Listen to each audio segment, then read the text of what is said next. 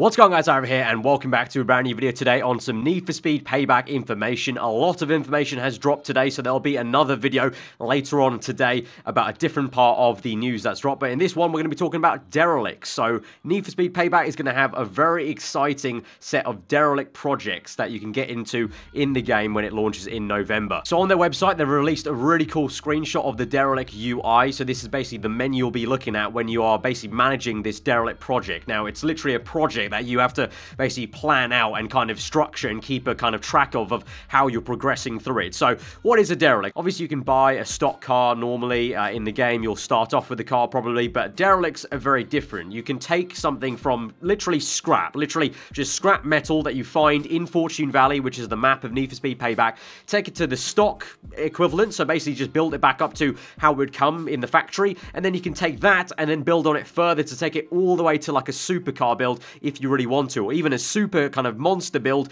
if you get the right correct parts and tier up the car properly. So the way you get into these Derelict projects is just throughout the map of Need for Speed Payback in Fortune Valley, if you happen to come across and find a chassis that's just sitting there that's a little bit rusted up, that's going to be your starting building block basically for this Derelict project. There are 5 different projects available in the game at the moment that we know of. I'm not too sure if they're going to add any more in the future. I wouldn't be surprised if they do, which would be kind of cool. But the 5 that we're going to start off with in the game when it launches that you'll be able to build upon is the Chevrolet Bel Air 1955, the Ford Mustang 1965, the Nissan Fairlady ZG from 1971, the Chevrolet C10 step-side pickup from 1965, and then finally what you would have seen in some gameplay already from LA, from EA Play, was the VW Beetle from 1963. So 5 different projects, 5 different chassis that you could find around the map. Now, if you've seen the kind of map size or seen the screenshots of the game so far, you'll kind of get the inkling that the map is very, very large. So to find only 5 chassis kind of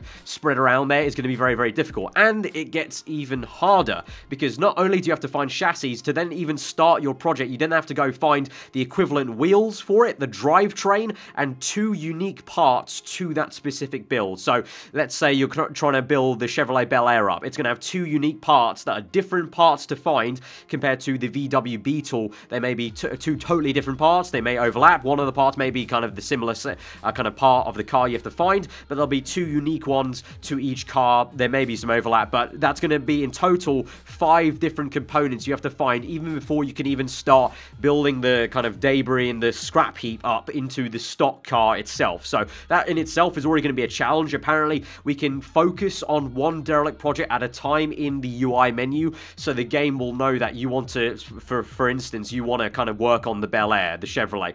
So it will pinpoint, kind of give you some hints, some little, teasers of where some parts may be, but the exact pinpoint location of the chassis, the wheels, the drivetrain, that's all down to us. So we have to do a lot of kind of, investigating around, looking around. I'm sure there'll be so many Google guides eventually, within like the first 2 months of some crazy guys just, absolutely clever at this and finds and pinpoints it all. But if you want the full experience, if you can just do it yourself, and that'll be a very cool thing. It'll be a grind, and that's what you kind of want in one of these games. You want there actually to be some challenge, some actual objectives to do to try and find these parts, and especially with the map size, that's going to be very, very tough. So very much a kind of very interesting, almost side kind of quest and mission to do, apart from, the storyline. I don't think this even ties into the storyline itself, so this is just on itself going to be a very cool thing to do in your free time, in the free roam, basically, of the world. So more details on the Derelicts. The cars themselves also don't have any class kind of restrictions, so you've got 5 classes in the game,